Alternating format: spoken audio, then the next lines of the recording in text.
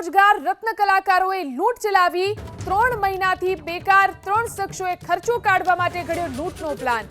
Varachha mini હીરા બજારની અંદર ચોથા માળે આવેલા કારખાનાની અંદર મળસ્કે 3:30 વાગ્યાના અરસામાં આવેલા 3 શખ્સોએ 2 કારીગરોને ચપ્પુની અણીએ ધમકાવી 80,000ના 120 કેરેટ રફ હીરા અને 2 મોબાઈલ ફોનની લૂંટ ચલાવી।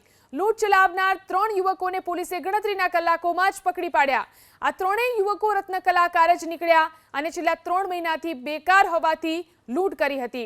હાલ મંદીના માહોલમાં લૂંટની ઘટના બનતા ચિંતાનો માહોલ સર્જાયો છે। રાત્રિના 3:30 વાગ્યાના સુમારે 20 થી 25 વર્ષની ઉંમરના આશરાના 3 ઈસમો મોઢે રૂમાલ બાંધી અને તેમના કારખાને આવી તેમના 2 કારીગરો નાઇટ શિફ્ટમાં કામ કરતા હતા।